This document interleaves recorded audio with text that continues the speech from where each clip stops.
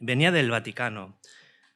Dice, palabras del Papa, me gusta pensar en un infierno vacío. Continúa, el Papa indigna de nuevo al flanco tradicionalista de la Iglesia. Y continúa el artículo. Me gusta pensar en un infierno vacío y espero que esta sea una realidad. Esto dijo Francisco en una entrevista en una cadena italiana. En el mismo artículo continúa diciendo que hay un cardenal suizo que apoya la tesis de que al final la misericordia de Dios hará que nadie vaya al infierno. Así que todo el mundo se salve. Así que el infierno realmente pues no va a existir.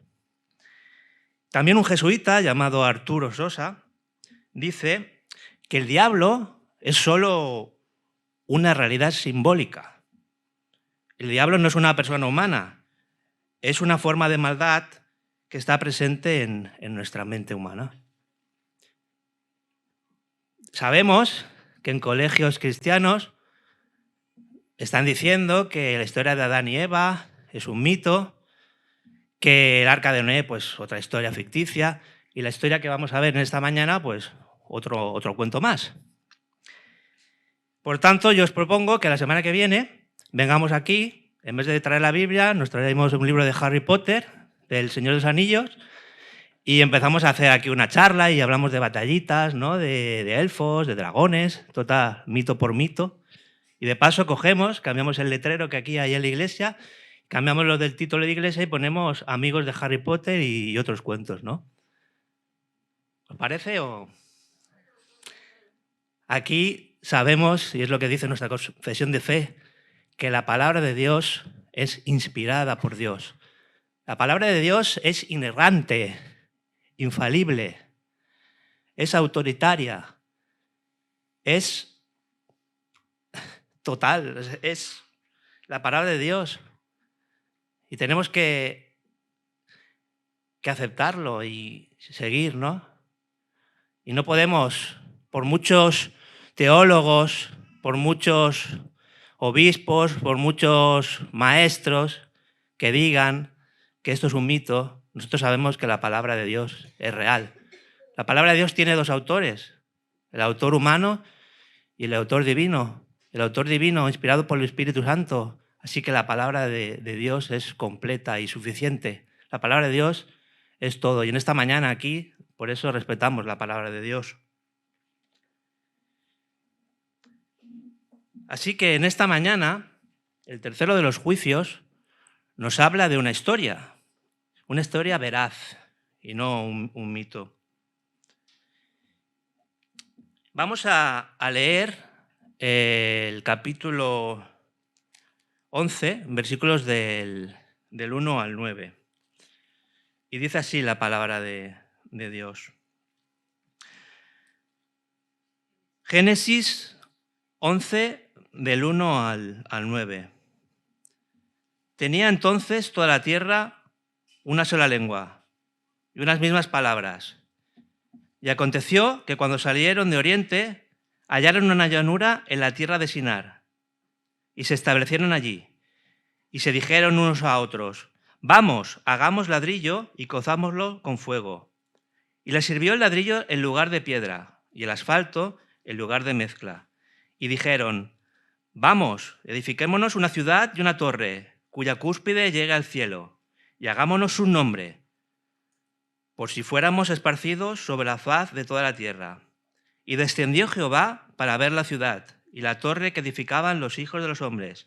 Y dijo Jehová, he aquí el pueblo es uno, y todos estos tienen un solo lenguaje, y han comenzado la obra, y nada les hará desistir ahora de lo que han pensado hacer.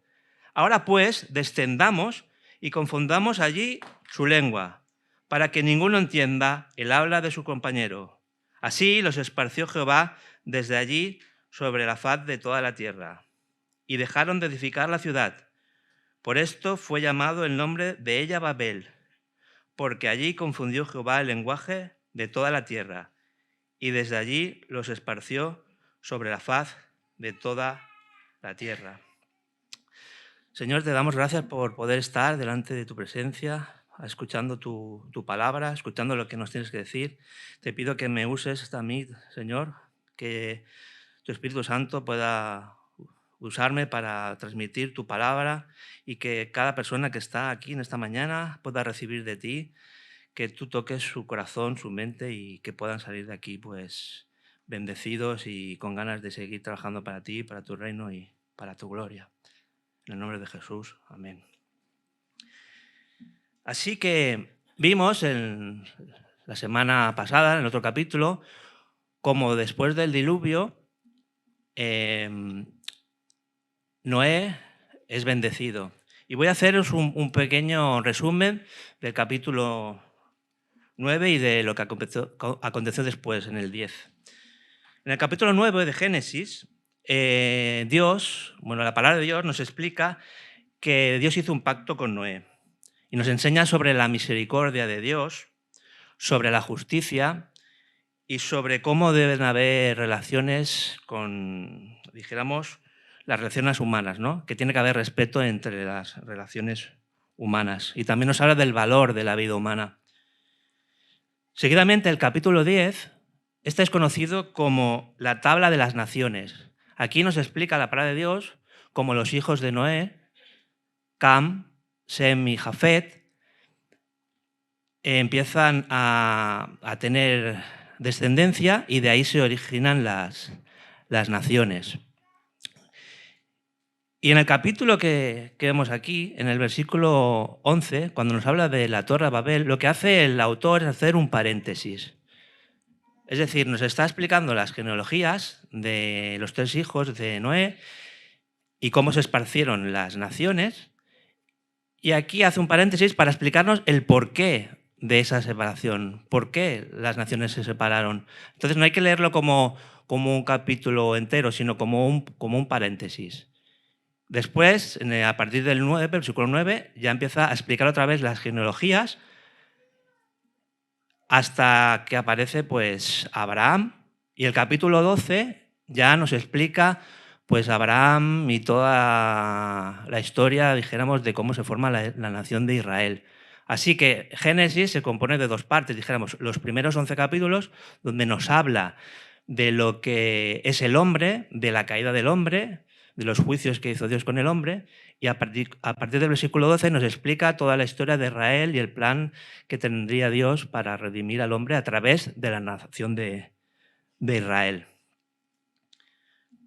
Pero nos vamos a centrar ahora en nuestro capítulo.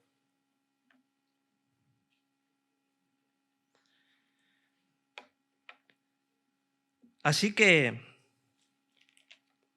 nos encontramos años después del diluvio. Aproximadamente podrían haber pasado unos 100 años. ¿Y cómo sabemos esto? Porque la palabra de Dios nos da una pista muy grande.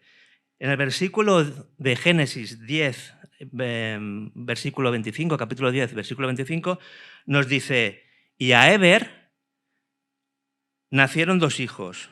El nombre de uno fue Pelec, porque en sus días fue repartida la tierra. Así sabemos que en la época de Pelec fue cuando fueron repartidas las tierras. Así, atando cabos, sabemos que sobre el año 100, después del diluvio, fue cuando hubo la historia de Babel.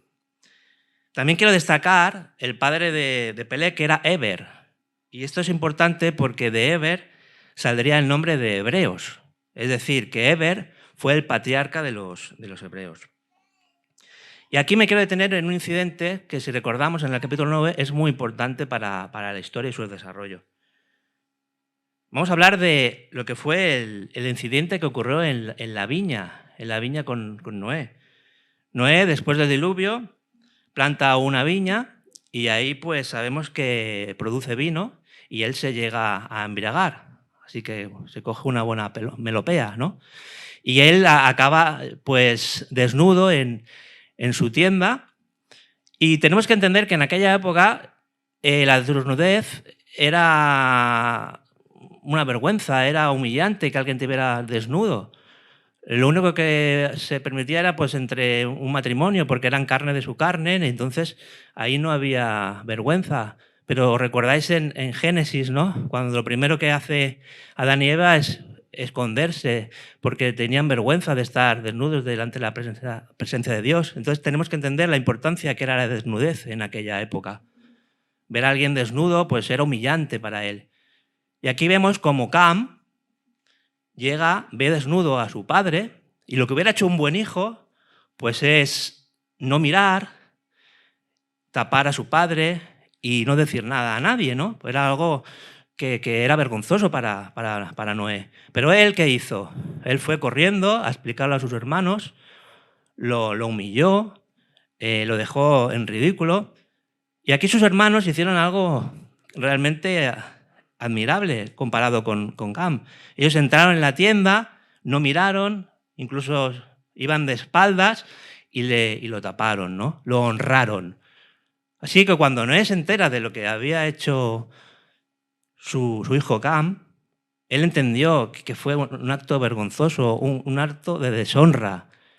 Y por eso vemos como Dios llega a maldecir a Canaán, al nieto de Cam. ¿Y por qué al nieto? Porque posiblemente, aunque no lo hizo la Escritura, él también estuvo en este embrollo humillando a Noé. Así que, importante, luego lo vemos, Moisés lo dice, Dios da los mandamientos y el quinto mandamiento es muy claro. Honrarás a tu padre y a tu madre, para que tus días se alarguen en la tierra que Jehová, tu Dios, te da.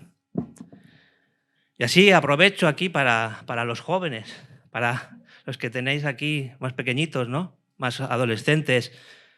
Hay que honrar a los padres. En esta sociedad que cada vez tenemos menos respeto por nuestros padres, menos respeto por los maestros, por las autoridades. Parece una broma, pero honrar a nuestros padres es un mandato directo de Dios. Así es, siempre hay que honrar a los padres. Y de hecho, el no honrar aquí a los padres trajo una maldición que perdura hasta hoy en día. Interesante. Fijaos lo que dice Génesis 9, 25 al 27. Y dijo Noé, maldito sea Canaán, siervo de siervos será a sus hermanos. Dijo más, bendito por Jehová, mi Dios, sea Sem, y sea Canaán su siervo. Engrandezca Dios a Jafet y habite en las tiendas de Sem, y sea Canaán su siervo. Así que esta maldición pronunciada por Noé se ha ido alargando durante los tiempos, porque los hijos de Canaán fueron los canaítas. ¿Y sabéis quién son los canaítas hoy en día? Pues de Canaán salió pues lo que es el Líbano, lo que es Gaza. Así que aún sigue esa maldición. Así podemos entender lo que está pasando aún con las guerras y cómo Gaza se siente oprimida por Israel. Es que ya lo profetizó Noé, de que iban a ser siervos. Y ahí está la guerra perpetua entre ellos. El National Geographic nos dice, más del 90% de la ascendencia genética de los libaneses modernos se deriva de los antiguos cananeos, según un estudio publicado en la American Journal of Human Genetics. Así que esto es una realidad. Llevan sangre de cananeos, las personas que viven en el área del Líbano. Por el contrario, Dios bendice a Sem y hace una promesa que de la descendencia de Sem llegaría pues el Mesías, aquel que se profetizó en Génesis que chafaría la cabeza de la serpiente.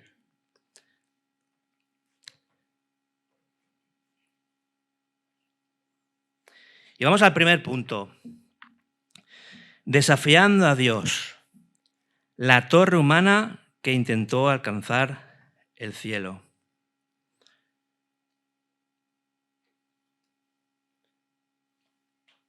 Y aquí he puesto un subpunto, se llama la rebeldía de Nimrod y de los hombres.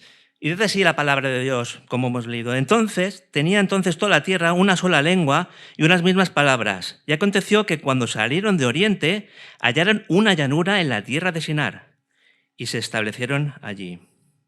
Así que en aquel momento tenían un solo lenguaje, y esto no es muy de extrañar. Habían pasado solo 100 años y no se habían expandido, o sea que era normal que aquellas personas utilizaban una misma lengua. Pero también dice que utilizaban unas mismas palabras. ¿Y por qué decía esto? Porque a veces, aunque usemos el mismo lenguaje, las palabras no quieren decir lo mismo según el contexto o según con las personas que estamos hablando.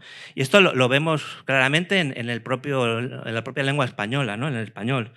Por ejemplo, he cogido un ejemplo, la palabra taco.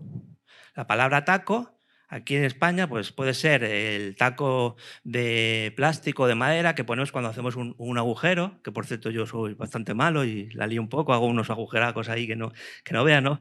Pero el taco, y después le pones la callata y cuelgas un cuadro. Ese sería un taco. Pero también, taco, nosotros decimos cuando hay un insulto. Esa persona ha dicho un taco, no ha dicho una palabrota. O también, pues estamos acostumbrados a hablar del taco, de jamón, un taquito de jamón, un taco de queso, una porción pequeña en un aperitivo. Pero en México, taco es una comida que se enrolla en una tortilla de maíz y dentro puede llevar carne y etc. Pero en Bolivia dicen que es una persona con un gran nivel de tolerancia a las bebidas. O sea, una persona que bebe mucho y aguanta ahí, vamos, que le da bien al vino, pues ese tiene un buen taco. Y luego, pues también en los atascos, dice en Chile y en Colombia, dice, ¡buah! Se ha montado aquí un taco. Bueno, luego me confirmáis esto, ¿verdad? Las personas que sé que hay de aquí, ¿no? De los países que estoy diciendo. Y, por ejemplo, en Costa Rica dice que es cuando tiene miedo. Alguien tiene mucho miedo y dice, tengo mucho taco. Y por último, las personas que son inteligentes en Venezuela, dice, ese es un taco. Así que aquí estamos llenos de tacos, ¿no? Aquí hay personas inteligentes y aquí estamos llenos de tacos. O sea, veis, ¿no? El mismo lenguaje, las palabras pueden variar. Y os pondré un ejemplo, pues, una anécdota que me pasó a mí hace muchos años, cuando era muy jovencito, un chavalillo, que no había salido aún, no había visto mundo. Estaba en Barcelona y me fui a Madrid. Y fui a Madrid y fui allí al primer bar que encontré y le pedí, ¿me puedes dar por favor, un bikini y una lata de Coca-Cola y luego un poquito de pan con tomate con jamón? Y eso que aún me acuerdo de la mirada que me miró de asesino el camarero. Me mira y me dice, ¿bikini? ¿Bikini? Eso se lo ponen las mujeres para ir a la piscina. Aquí se dice sándwich de jamón y queso. Y nada de lata. Aquí es bote. Y yo ya me quedé perplejo, ¿no? Y luego me saca el pan y me pone un trozo de pan con un rodajote ahí de tomate. Y yo acostumbrado al pan tumaca, ¿no? Y ahí me di cuenta que las mismas palabras, pues a veces no tienen el mismo significado. Y por eso la palabra lo dice. Tenían unas mismas palabras y un mismo lenguaje. Sobre el origen de las lenguas, es interesante porque hay dos teorías. La monogénesis, que es la teoría que dice que en el principio había una lengua común y que por causas culturales, geográficas, sociales, políticas, y etcétera, etcétera, se fueron derivando en otros idiomas. Eso lo dicen los lingüistas, los que estudian. Y luego está la poligénesis, es decir, que dicen que de forma simultánea aparecieron diferentes idiomas en diferentes regiones. Así que la ciencia, otra vez, no descarta lo que nos dice la palabra de Dios, porque aquí tenemos la solución a ese problema. Sí que hubo una misma lengua, porque en Babel había una misma lengua, y sí que de golpe se empezaron a esparcir, porque como veremos, a partir de lo que hizo Dios, las lenguas se esparcieron. Así que otra vez la ciencia da la razón a la Biblia, aunque no lo quieran reconocer. Así que, siguiendo con el texto, nos dice que hallaron una llanura en la tierra de Sinar y se establecieron allí.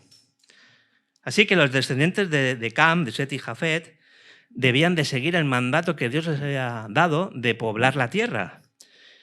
Y así bajaron, ¿no?, de la montaña de Ararat y se empezaron a esparcir hasta llegar a un valle, al valle que está actualmente en Irak, el valle de Sinar. Y en vez de expandirse, como Dios les había dicho, y poblar la tierra, ellos prefirieron quedarse. Qué pereza, ¿no? Ir ahora a ver el mundo y con los peligros que puede haber, igual animales salvajes, igual hace frío o hace calor, nos quedamos aquí que estamos más a gustitos, ¿no? Y aunque Dios nos diga que nos tenemos que esparcir, pues nosotros no hacemos caso, total.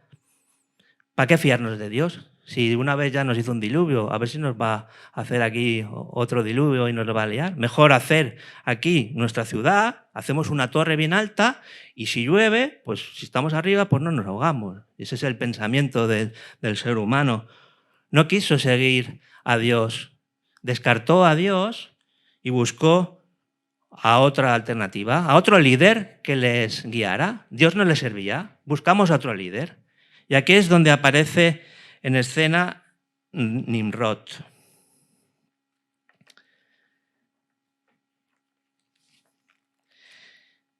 Génesis 10, 18, 10, del 8 al 10. Dice así la palabra. Y Cus engendró a Nimrod, quien llegó a ser el primer poderoso en la tierra.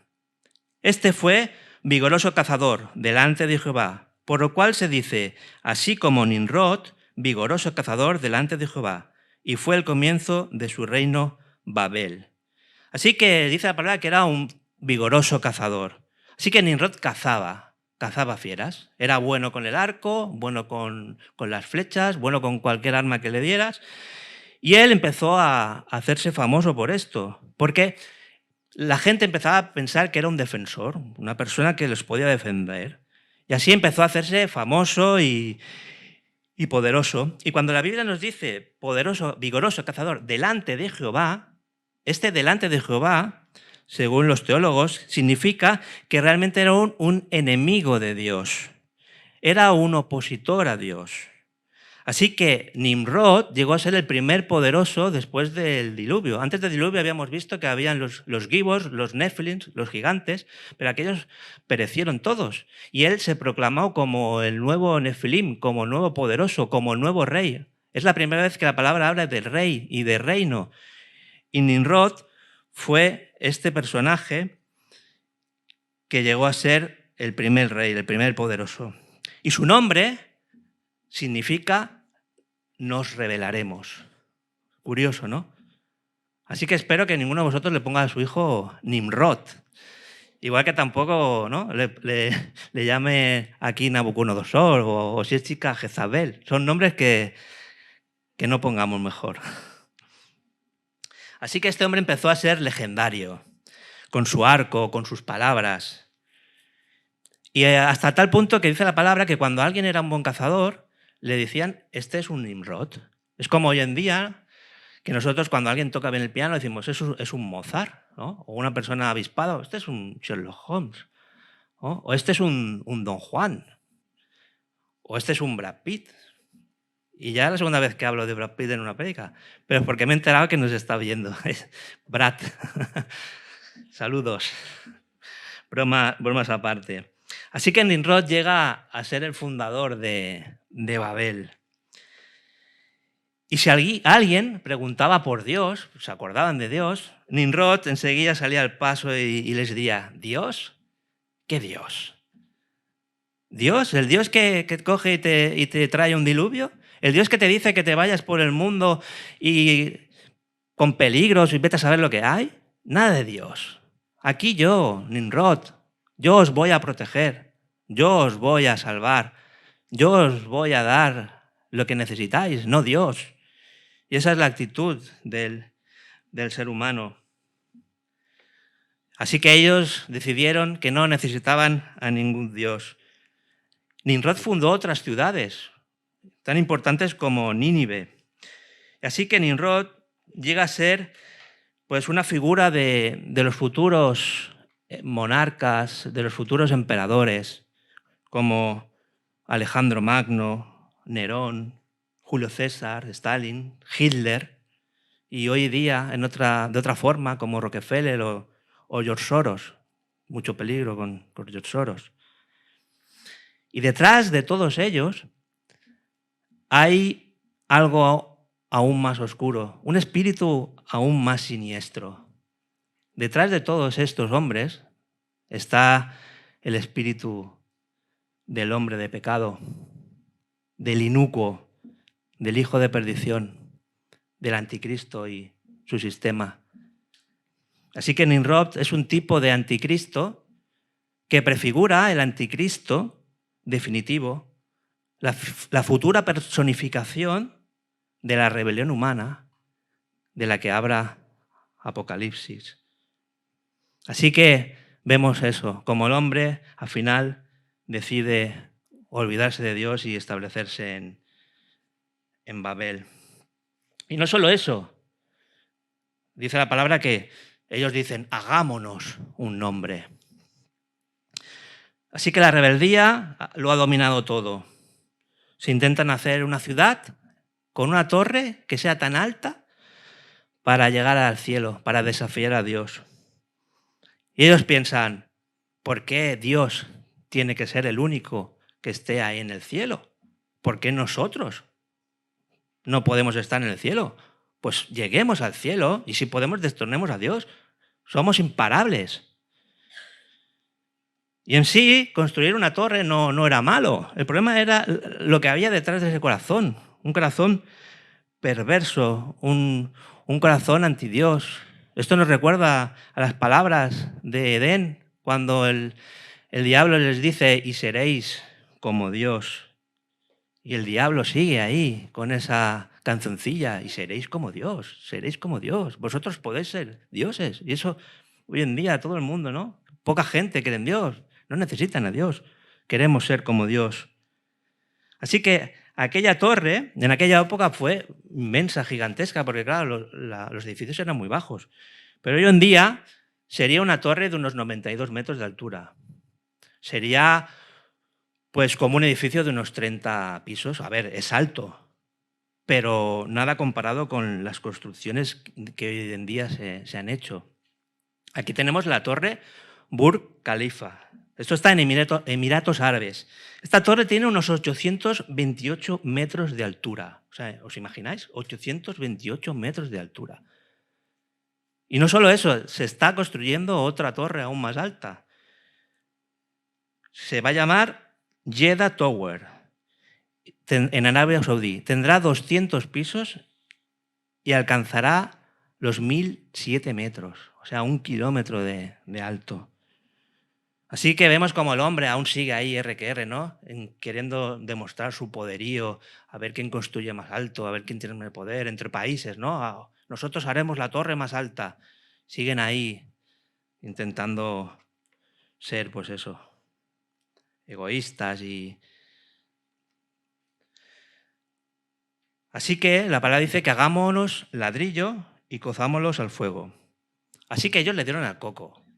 Allí se había construido antes con piedras y con materiales de la naturaleza, pero allí ellos pensaron, tenemos que construir de alguna manera y no utilizar piedra porque aquí no hay piedra. Y ahí pensando hasta que llegaron a descubrir el ladrillo. O sea que usaron inteligencia, usaron tecnología. Y es que la tecnología en sí no es mala. Siempre que al final le pueda dar la gloria a Dios, la tecnología no es mala, el trabajo no es malo.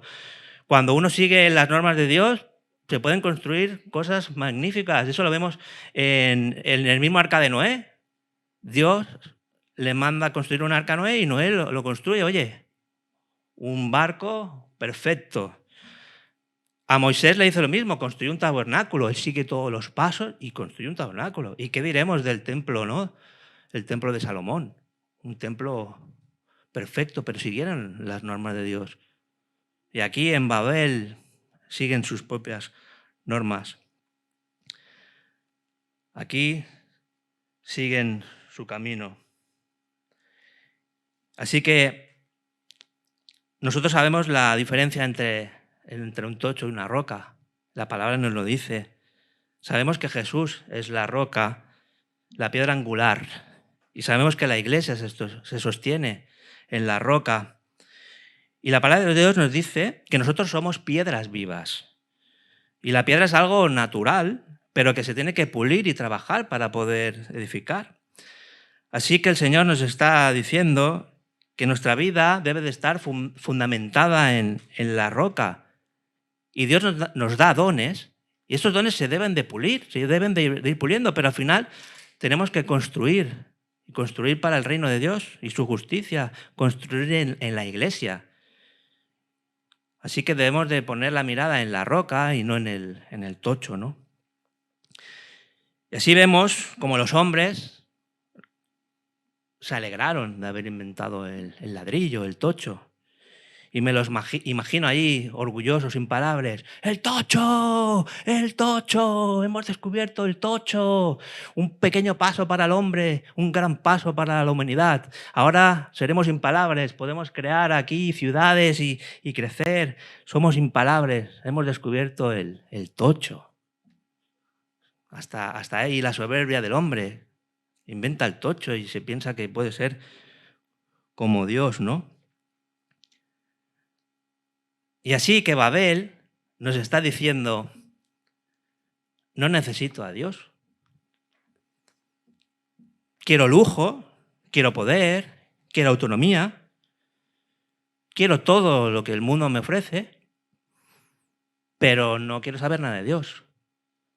Babel es la ciudad ideada por el hombre, construida por el hombre y para dar gloria al hombre. Es la ciudad del anticristo, es el 666, 3 veces hombre. Sin embargo, sabemos que el reino de Dios es totalmente lo contrario. El reino de Dios es un reino de justicia que da gloria a Dios y no al hombre. Así que así vamos con el egocentrismo, ¿no?, de la humanidad y diciendo no hay Dios. Así que el hombre en Babel utiliza 3 conceptos que solemos utilizar los humanos: soberbia, incredulidad e idolatría. Así que la soberbia es despreciar la verdad que nos dice Dios y abrazar la vanidad, es decir, dejar la verdad de lado y nosotros poner nuestra verdad. La soberbia, nosotros tenemos razón, el hombre tiene razón, no Dios. Yo lo sé todo. Me gusta cómo describe San Agustín, porque él dice, el amor por la propia excelencia hasta el desprecio de Dios. Así que el soberbio llega a despreciar a Dios porque no lo necesita. Y la incredulidad es no creer en Dios, es negar a Dios, como la sociedad hace, ¿no? Pero por desgracia, algunos cristianos decimos que creemos en Dios, pero no acabamos de poner toda nuestra confianza en Él. Así que como cristiano, ¿estoy poniendo realmente mi confianza en Dios? Cuando tenemos que tomar decisiones, un cambio de trabajo, un cambio de hogar, pagar una deuda, ¿estamos ahí consultando a Dios, poniendo la confianza a Dios, sabiendo que Dios nos va a dar la salida a ese problema? ¿O tomamos nuestras propias decisiones sin consultar a Dios? Porque a veces creemos en Dios, creemos que Él nos va a suplir, que nos va a dar lo que necesitamos, pero yo por si acaso voy a la mía. Y eso pues llega a ser también incredulidad, porque tenemos que tener la plena confianza de depositar nuestra fe en Dios. Idolatría, ¿qué vamos a hablar de la idolatría, no? Al final, todo lo que está por encima de Dios, en nuestra escala de valores, eso es idolatría. Desplazamos a Dios para poner otras cosas que para nosotros son más importantes. Así que idolatría, estamos llenos de idolatría. Por ejemplo, ¿no? en las redes sociales, en el tiempo que pasamos en otras cosas, en el fútbol. En el mundo, la idolatría la convierten en el sexo, en las drogas, en todo lo que suple a Dios. Idolatría.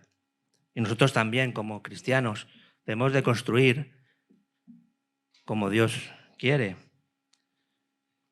O estamos construyendo como pequeños Nimrods, ¿no? Construyendo ahí nuestro hogar, nuestra familia, a nuestra manera y no a la manera de Dios. A veces somos un poquito Nimrods. Que el Señor nos ayude. Aquí vemos el segundo punto, que lo he titulado Juicio de Dios, transformando lenguas, cambiando destinos. Y el subpunto A, que dice, Dios desciende. Así que estaban construyendo la torre.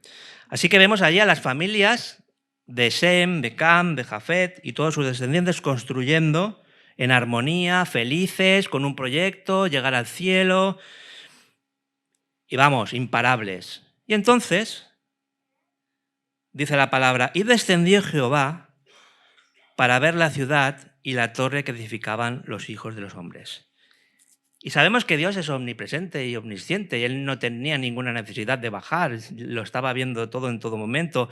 Pero aquí, en la palabra de Dios, nos quiere decir que Dios baja porque Dios viene a juzgar. Y es rey.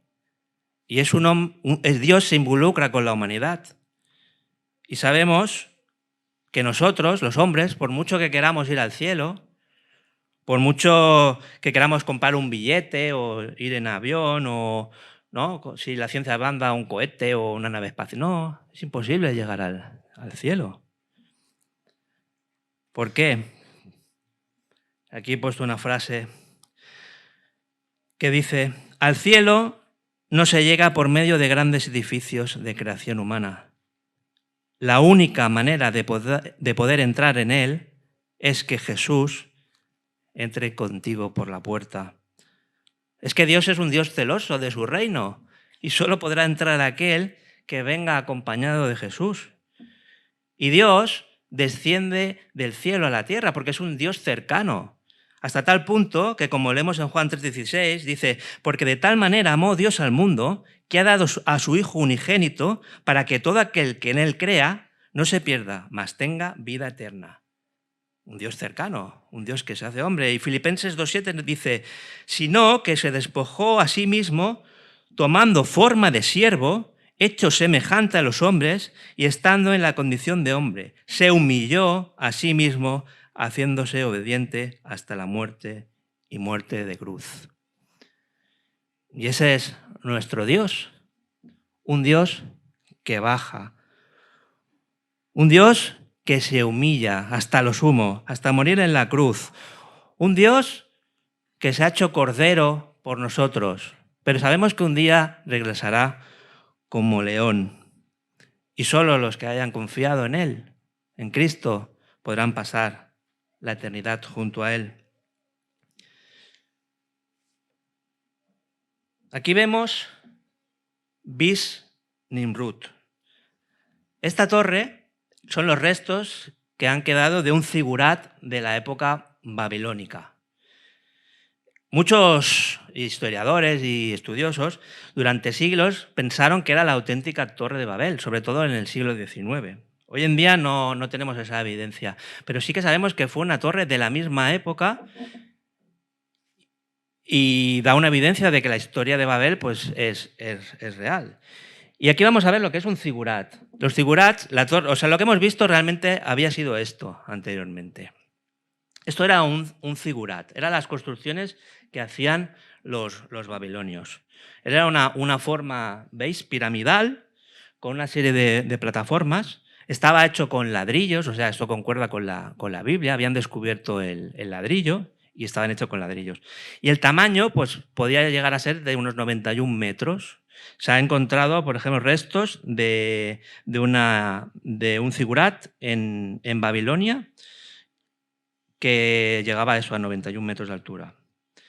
Y los zigurats servían eso como templos. Al final de todo hacían como un templo. Y luego cada planta pintaban de un color diferente para adorar a los dioses. Así que posiblemente la Torre de Babel hubiera sido pues un figurat.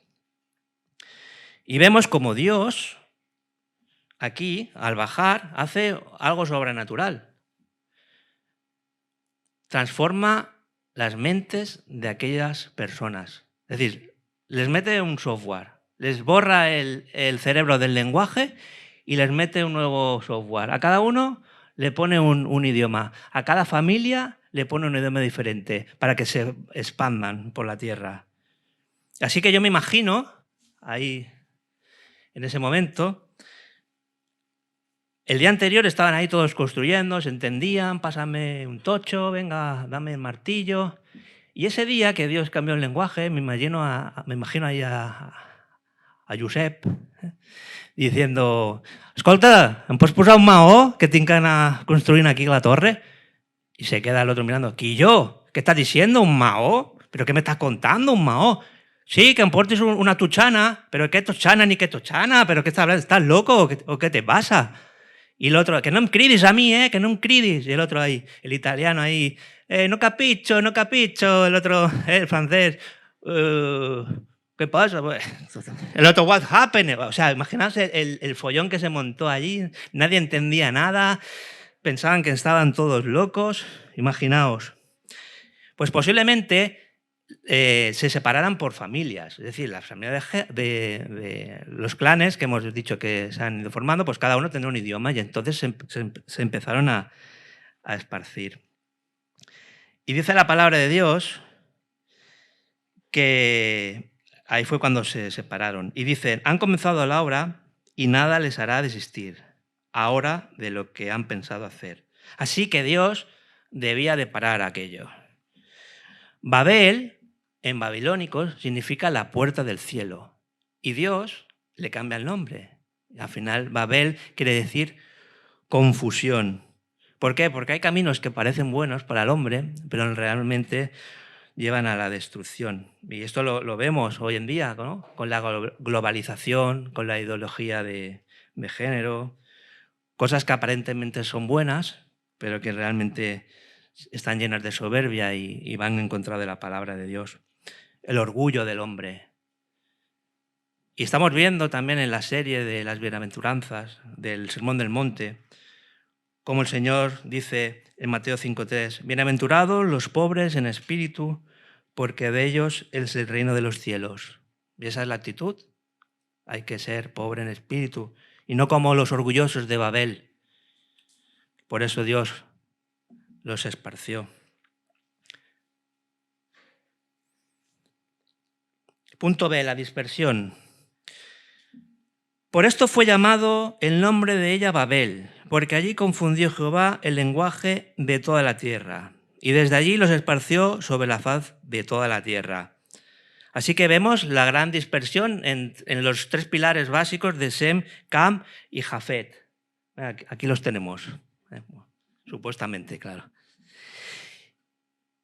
Y Sem, según lo que se ha estudiado, los teólogos y historiadores, serían posteriormente los hebreos, los caldeos, los asirios, los persas, los sirios. A los descendientes de Sem se les llegó a llamar semitas. Y de los semitas sabemos que salió Abraham, David y posteriormente Jesús, el Mesías. De Cam, el que la lió, salieron los cananeos, como hemos visto, que ahora pues eso, aún está lleno de cananeos, los egipcios, los filisteos, los amorreos y los hititas. Y los descendientes de Cam se establecieron en Canaán, en Egipto y en el resto de África. O sea que África venía de los descendientes de Cam. Y de Jafet vinieron los griegos, los tracias, los escitas. Es decir, la mayoría de descendientes de Jafet se establecieron en Europa, en Asia Menor. O sea, los europeos podríamos decir que vendrían de Jafet.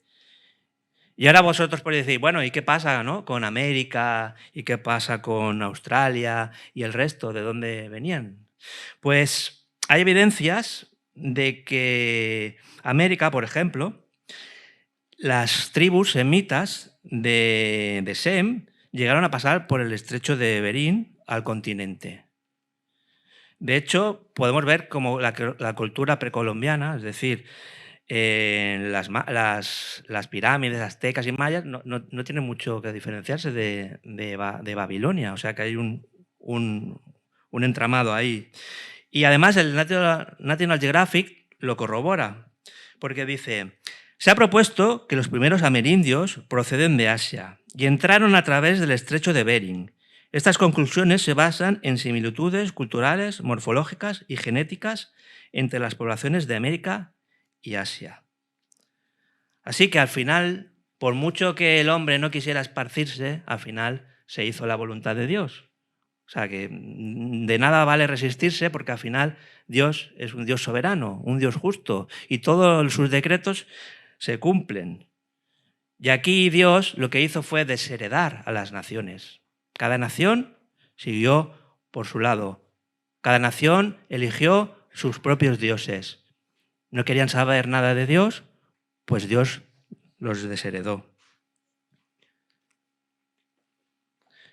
Sabemos que Dios tiene un plan y es que volver a tener un reino, pero esta vez será con las personas que realmente confían en Dios. Y para eso vino el Mesías, como vamos a ver más adelante.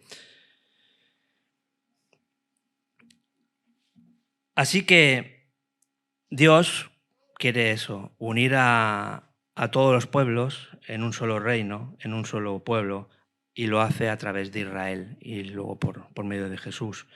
Pero espiritualmente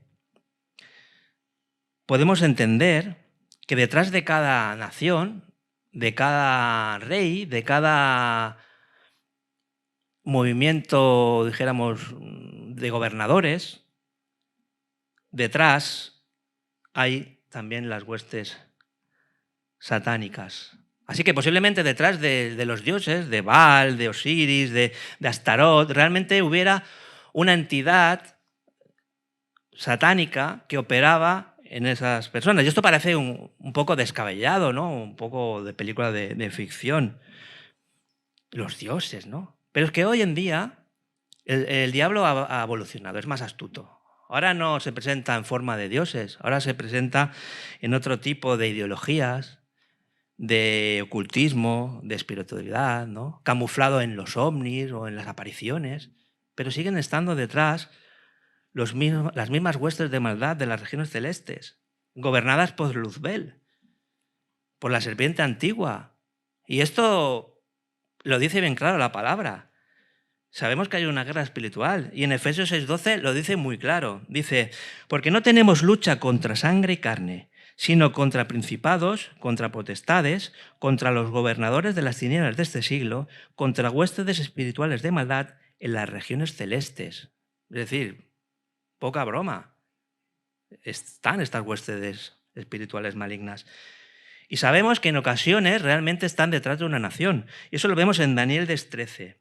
Porque dice, mas el príncipe del reino de Persia se me opuso durante 21 días, pero he aquí Miguel, el ángel Miguel, uno de los principales príncipes, vino para ayudarme y quedé allí con los reyes de Persia. Así vemos cómo Miguel tiene que actuar ante la potestad del príncipe del reino de Persia, que era una hueste espiritual maligna.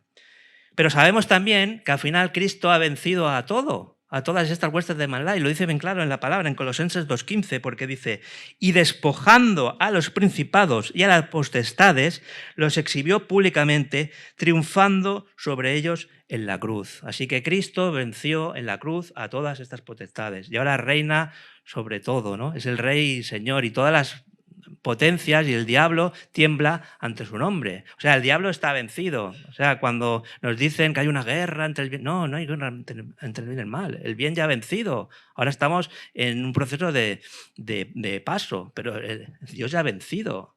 Y los diablos lo saben. han sido derrotados. Y vamos al último punto. Babel versus Pentecostés. Jesús unifica el reino de Dios. El día de Pentecostés, en el aposento alto, 120 personas empezaron a hablar en diferentes lenguas.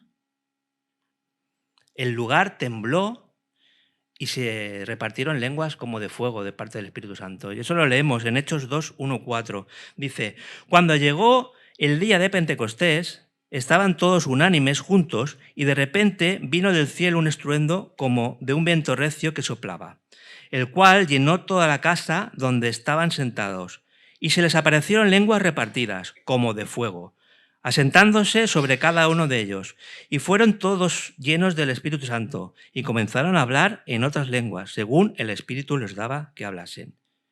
Y sigue en Hechos 2, del 7 al 9. Y estaban atónitos y maravillados, diciendo, mirad, ¿no son galileos todos estos que hablan? ¿Cómo pues les oímos nosotros hablar, cada uno en nuestra lengua, en la que hemos nacido? Y dijeron, oímos hablar en nuestras lenguas las maravillas de Dios. Y aquel glorioso día, 3.000 personas se convirtieron y entraron en la iglesia. Y fíjate, escucharon las maravillas de Dios. Es decir, aquellos que habían estado en otros pueblos, en otras naciones, babilonios, etc., ahora, por la gracia y soberanía de Dios, estaban escuchando las maravillas de Dios. Así que, fíjate cómo en Pentecostés se revierte la historia. Y eso lo vamos a ver en estos puntos que he puesto aquí. En Babel, el hombre busca su propio proyecto. Sin embargo, en Pentecostés, Dios manda su proyecto al hombre. En Babel, el hombre edifica hacia el cielo, como hemos visto. Pero en Pentecostés, Dios desciende desde el cielo y los llena del Espíritu Santo. En Babel el hombre utiliza ladrillos y recursos, es decir, utiliza la tecnología, pero en Pentecostés Dios envía el Espíritu Santo. ¿Qué más necesita el hombre para poder edificar? El Espíritu Santo que le va a dar la sabiduría y el poder. En Babel el hombre sufre por las lenguas. Se montó ahí una, ¿no? Y sufrieron. Pero aquí Dios restaura por medio de las lenguas. En Babel el hombre se divide en naciones. Pero aquí Dios une a todas las naciones. Y por último, el hombre busca levantar su nombre. Y Pentecostés, Dios exalta el nombre de Cristo. Así que Dios quiere rescatar a las naciones. Dios quiere rescatar su reino. Pero aquel pueblo de Babel no quiso, por su dureza de corazón. Pero sabemos que el rey, el Señor de señores, quiere restaurar su pueblo, quiere tener otra nueva ciudad y quiere que estemos todos con Él en el paraíso. ¿Y cómo podía hacer esto, unificar un reino? Pues solo había una manera. Por la muerte y sacrificio de su Hijo. Es decir, Dios, el Altísimo, el Todopoderoso Creador, se hace hombre. Y es, como dice la palabra, avergonzado, escupido, abofeteado. Le pegan ahí, le clavan clavos, lo humillan, lo desnudan, sabiendo lo vergonzoso que era para un judío el estar desnudo. Ahí lo dejan desnudo, lo clavan en un madero, en una cruz. Era algo maldito. El que muere en madera, eso era en un madero, eso era maldición. Y lo ponen junto a dos ladrones, junto a dos delincuentes. ¿Para qué? Para pagar tu iniquidad y mi iniquidad. O sea, hay un Dios que tenga más amor. ¿Hay más amor que hacerse hombre? ¿Que ser avergonzado? O sea, si a nosotros nos cuesta ya a veces que nos avergüencen, imagínate al Dios Todopoderoso. avergonzándose por el hombre. Eso es sublime. Hay algo más grande que un Dios, o sea, Dios, muriendo por ti. Así que Jesús inaugura el reino de los cielos. Ahora se ha inaugurado el reino de los cielos. Ahora ya no importa si eres de una nación o de otra nación, del color de tu piel. No importa. Ahora Él quiere crear una nación con todos aquellos que obedecen a su palabra, con todos aquellos que aceptan a Cristo como Señor y Rey. A todos ellos, sabemos, la palabra dice, llegamos a ser hijos de Dios. Y esto lo tenía ya pensado desde la eternidad, crear su propio pueblo. Así que Babel es desorden. Pentecostés es orden.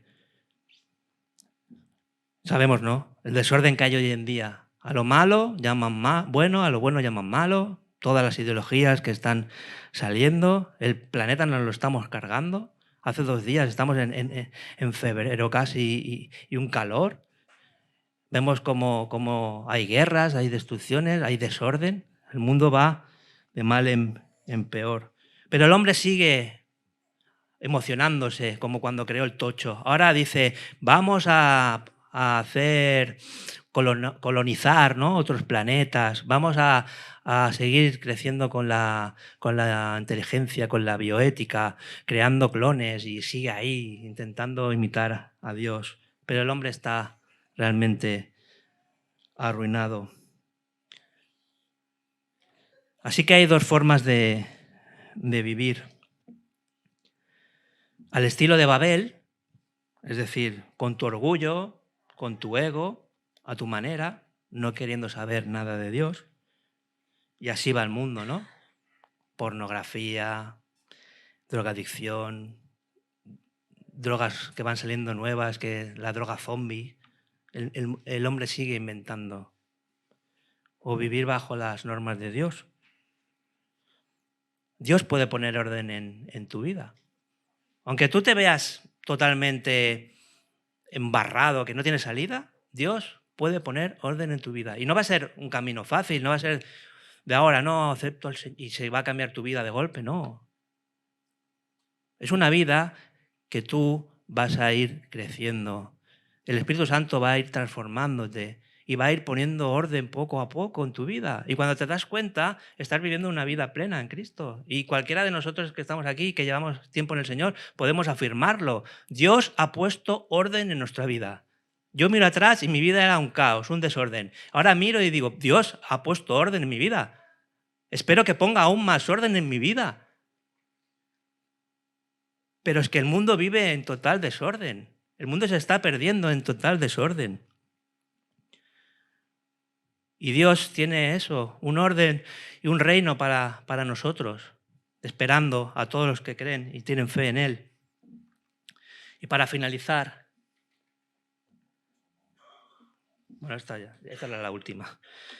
Hemos visto 3 puntos. Hemos visto desafiando a Dios la torre humana que intentó alcanzar el cielo. En el punto A hemos visto la rebeldía de Nimrod y de los hombres. En el punto B hemos visto cómo el hombre decía, hagámonos un nombre. Lo hemos visto el segundo punto, juicio de Dios, transformando lenguas, cambiando destinos, como Dios desciende en el punto A, y luego hemos visto la dispersión de las naciones. Y en el punto 3 hemos visto el contraste de Babel con Pentecostés y cómo Jesús inaugura el nuevo reino de Dios. Así que en esta mañana, si tú te consideras cristiano, si has aceptado al Señor, yo te invito a reflexionar. Reflexiona, ¿estás poniendo realmente tu confianza realmente en Dios? ¿O estamos poniendo la confianza en nosotros mismos, en el mundo, en el trabajo, en el dinero? Porque yo, sinceramente, si me analizo, pienso que muchas veces no he puesto la confianza en Dios que debiera. He tomado decisiones en mi vida que no he consultado con Dios. Yo he aprendido en estos años que hay que confiar plenamente en Dios, porque Él es el único que sabe lo que nos conviene o no conviene. Y lo dice su palabra, confiemos en Él y no en otras cosas que nos van a llevar a perdición. Así que hay que moverse. El Evangelio es dinámico, no es un Evangelio que no se mueve, es un Evangelio dinámico. Y no digo que vayamos ahora a hacernos misioneros y predicar por todo el mundo, pero es que hay mucho trabajo para hacer ya donde estamos. Hoy en día hay muchas maneras de llevar el Evangelio a las personas. Si no lo llevamos nosotros, ¿quién lo va a llevar? La palabra de Dios nos dice que nosotros somos piedras vivas, y las piedras vivas pues están vivas y no quietas. Por lo tanto, te invito a que prediques el Evangelio ahí en donde estés, en tu trabajo, con tus compañeros de trabajo, con tus familiares, que invites a la gente a venir a la iglesia, que abras tu casa para, pues invitas a cenar un día y luego le hablas de Dios, de lo que ha hecho Dios en tu vida, de dar un testimonio. Así que, ¿estás predicando el reino de Dios y su justicia? ¿O vas al trabajo y no hablas para nada de Dios? ¿O vas al colegio y para ti Dios pues no proclama su palabra? Dios dice que hay que proclamar su palabra, que abramos nuestra boca. Por desgracia hay iglesias que están muriendo.